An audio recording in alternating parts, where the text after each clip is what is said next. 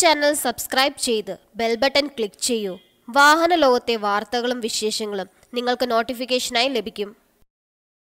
Break ചവിട്ടുമ്പോൾ clutch അമർത്തുന്നത് ശരിയോ? Car driving പഠിക്കുന്ന നാളുകളിൽ ക്ലച്ച് പെഡൽ വലിയ ആശയക്കുഴപ്പം സൃഷ്ടിക്കാറുണ്ട്. ശരിക്കും എന്താണ് ക്ലച്ച്?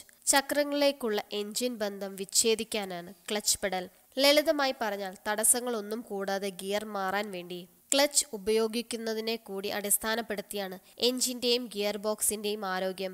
ബ്രേക്ക് ചവിട്ടുമ്പോഴെല്ലാം ക്ലച്ച് അമർത്തുന്ന ശീലം പലർക്കുമുണ്ട്. എന്നാൽ ഇത് തെറ്റാണ്.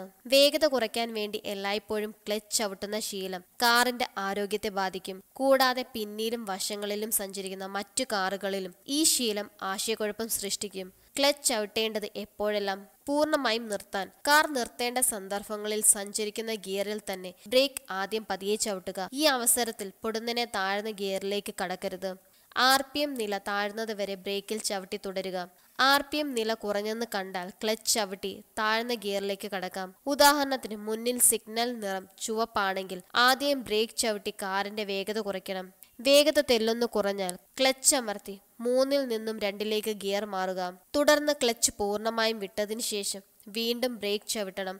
കാർ പൂർണ്ണമായി നിശ്ചലമാകുന്നതിന് തൊട്ടു മുൻപ് ക്ലച്ച് അമർത്തി ന്യൂട്രൽ ഗിയറിലേക്ക് മാറുന്നതാണ് ഉചിതമായ നടപടി. ബ്രേക്ക് ചവിട്ടുമ്പോൾ തന്നെ ക്ലച്ച് അമർത്തുന്ന ശീലം ക്ലച്ച് ബെയറിനെ ബാധിക്കും. പൂർണ്ണമായും നിൽക്കുന്നതിന് തൊട്ടു മുൻപ് ക്ലച്ച് അമർത്താൻ വിട്ടുപോയാൽ കാർ കുത്തി നിൽക്കാൻ സാധ്യത കൂടും. ചെരുവിൽ നിർത്തുമ്പോൾ കയറ്റത്തിൽ നിർത്തേണ്ട സന്ദർഭങ്ങളിലും ചിത്രത്തിൽ വലിയ വ്യത്യാസമൊന്നുമില്ല. മുകളിൽ പറഞ്ഞതുപോലെ തന്നെയാണ് ബ്രേക്കിന്റെയും ക്ലച്ചിന്റെയും ഉപയോഗം. എന്നാൽ പാർക്കിംഗ് ബ്രേക്കുകളെ കൂടി ഈ സന്ദർഭത്തിൽ ആശ്രയിക്കേണ്ടതായി വരും. കാർ നിശ്ചലമാകുന്നതിന് തൊട്ടു മുൻപ് പാർക്കിംഗ് ബ്രേക്ക് ഇടണം. ക്ലച്ച് അമർത്തി ന്യൂട്രലിലേക്ക് കടക്കുമ്പോൾ കാർ പിറകിലേക്ക് ഉരുണ്ടു പോകാതിരിക്കാൻ വേണ്ടിയാണിത്.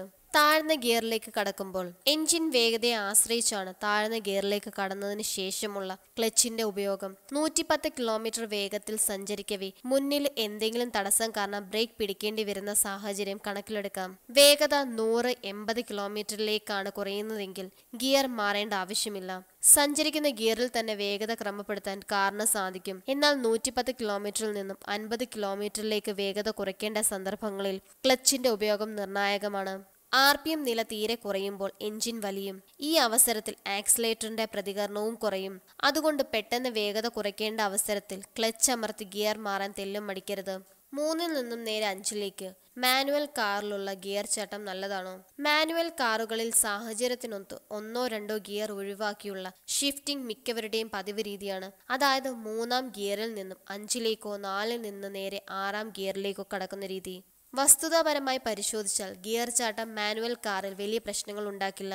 അപ്പ് ഷിഫ്റ്റിംഗിലും ഡൗൺ ഷിഫ്റ്റിംഗിലും ഇത്തരത്തിൽ ഗിയറുകൾ ചാടിക്കിടക്കാം. എന്നാൽ ഈ രീതി പതിവാക്കുന്നതിന് മുമ്പ് ചില കാര്യങ്ങൾ അറിഞ്ഞിരിക്കേണ്ടതുണ്ട്. മാനുവൽ കാറിൽ ഗിയർ ചാട്ടം നടത്തുമ്പോൾ എൻജിൻ ഇരമ്പിത്തീരാൻ ഒരൽപ്പം സമയമെടുക്കും. ഉദാഹരണത്തിന് 3-ാം ഗിയറിൽ നിന്ന് നേരെ 5-ാം ഗിയറിലേക്ക് കടന്നതിന് ശേഷം സാധാരണഗതിയിൽ ക്ലച്ച് വിട്ടാൽ കാർ വിറയലോടെ കുത്തി നിൽക്കും. ഇതിന് പകരം ഗിയർ മാറി ഒരൽപ്പം കാത്തു നിന്നതിന് ശേഷം മാത്രം ക്ലച്ച് പതിയെ വിടുമ്പോൾ അനുയോജ്യമായ സാഹചര്യത്തിലേക്ക് കടക്കാൻ ഗിയർ ബോക്സിന് സാവകാശം ലഭിക്കും. ഡൗൺ ഷിഫ്റ്റ് ചെയ്യുമ്പോഴാണ് കൂടുതൽ ശ്രദ്ധിക്കേണ്ടതുള്ളത്. താഴ്ന്ന ഗിയറിൽ നിന്ന് ഉയർന്ന ഗിയറിലേക്ക് കടക്കുമ്പോൾ എൻജിൻ വേഗത അനുയോജ്യമാക്കേണ്ടത് നിർണായകമാണ്. ഉദാഹരണത്തിന് ഹൈവേയിൽ പതിയെ പോകുന്ന വാഹനത്തെ മറികടക്കണമെന്നുണ്ടെങ്കിൽ 5-ാം ഗിയറിൽ നിന്ന് 3-ാം ഗിയറിലേക്കാകും നാം മാറുക. ഈ സാഹചര്യത്തിൽ എൻജിൻ വേഗതയ്ക്ക് അനുയോജ്യമായി ക്ലച്ച് വിട്ടാൽ മാത്രമാണ് കാറിന് ആവശ്യമായ വേഗത ലഭിക്കുക.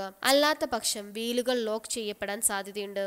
എന്നാൽ പതിവായ ഗിയർ ചാട്ടം ക്ലച്ച് അതിവേഗം തകരാറിലാക്കും. ഇതുമായി ബന്ധപ്പെട്ടുള്ള മറ്റൊരു സംശയമാണ്, കാർ സ്റ്റാർട്ട് ചെയ്തെടുക്കുമ്പോൾ ഫസ്റ്റ് ഗിയറിൽ തന്നെ നീങ്ങണമെന്നത് നിർബന്ധമുണ്ടോ? 2-ാം ഗിയർ ഉപയോഗിച്ചും നിശ്ചലാവസ്ഥയിൽ നിന്നും കാറിനെ മുന്നോട്ട് നീക്കാം. ഇത് പതിവായി സ്വീകരിച്ചു വരുന്ന നടപടിയാണ്.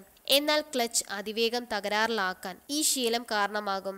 കുറഞ്ഞ എൻജിൻ വേഗതയിലും ക്ലച്ച് പൂർണ്ണമായും വിടാൻ ഫസ്റ്റ് ഗിയറിൽ സാധിക്കും. എന്നാൽ 2-ാം ഗിയറിൽ എൻജിനും ക്ലച്ചും തമ്മിൽ ഇണങ്ങാൻ കൂടുതൽ സാവകാശമെടുക്കും.